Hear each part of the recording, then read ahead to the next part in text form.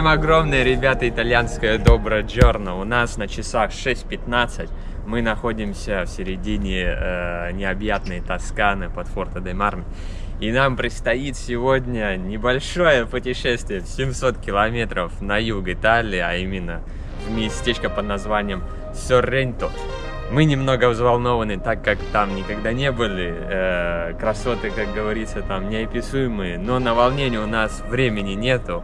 Прыгаем на нашу малышку, которую мы сейчас заправим до талого. И вперед к приключению эмоций. Ci vediamo presto, ragazzi.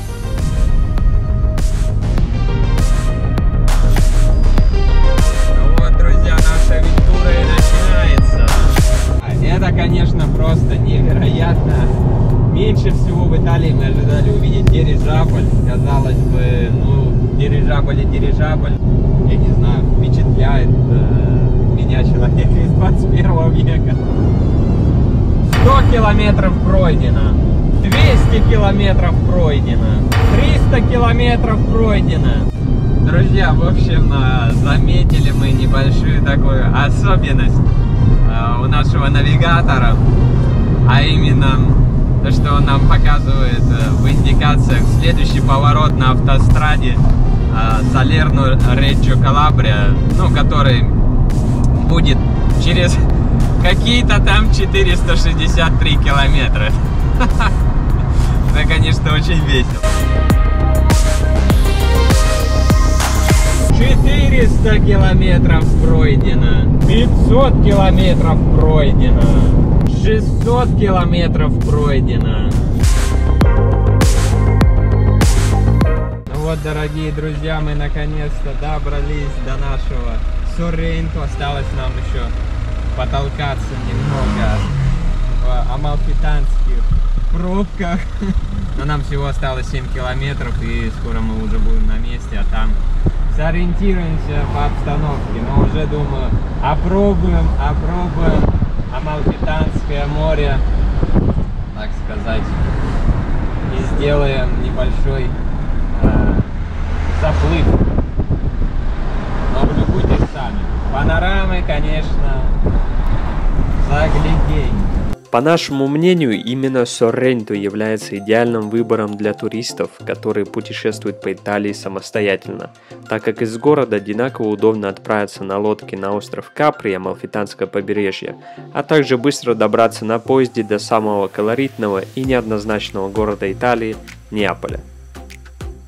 Плюс сам Сорренто является красивым туристическим городком, где можно купить известный на весь мир ликер лимончелло и насладиться романтичными вечерами, прогуливаясь по центральной аллее города и узким улочкам, полными сувениров и местными вкусностями. И, конечно, не забудем про цены. В Сорренто вы сэкономите приличную сумму как на отелях, так и ресторанах по сравнению с тем же Позитано.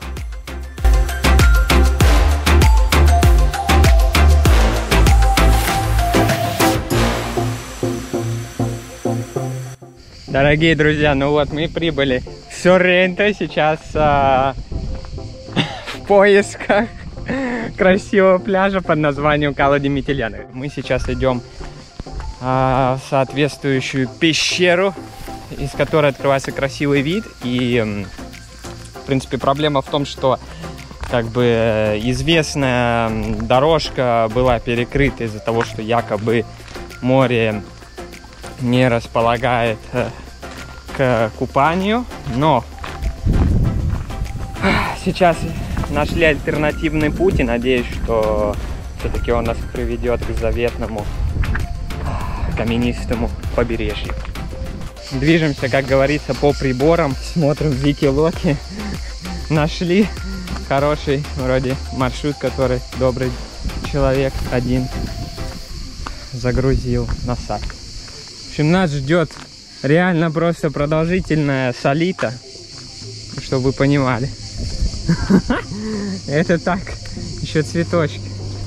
Я думаю, здесь где-то метров 500 подъем это будет, наверное, да? Будет как Монтевеккио, это высота? Вот. Спускаемся очень осторожно. Посмотрим. Да, посмотрел только что на карте, получается, это 700 метров подъема. Что, да, что довольно-таки немало.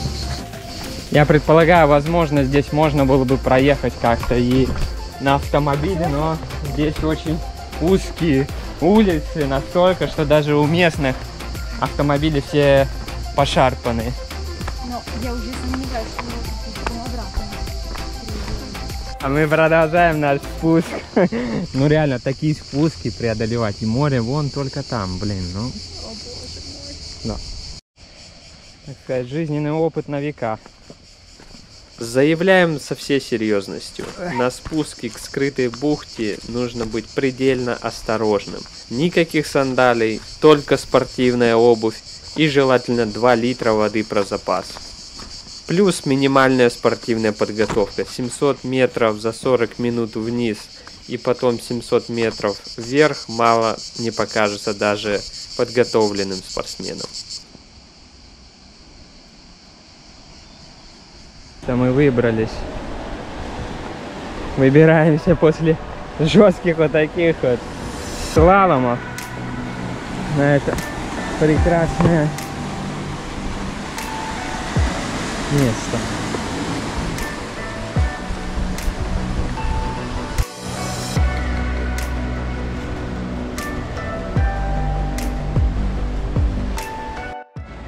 Ребята, впечатление от этой бухты можно описать достаточно просто.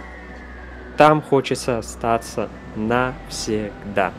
Залив с прозрачной водой, каменистым дном, с любопытными рыбками и осмотрительными крабами, заботливо окруженный высокими фактурными горами, на которых обильно растет флора. Плюс все это с восхитительным видом на острова Капри и мягким морским бризом. Я действительно не мог желать большего.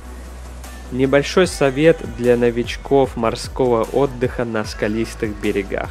Обязательно надевайте байдарочные галоши и держитесь буйков.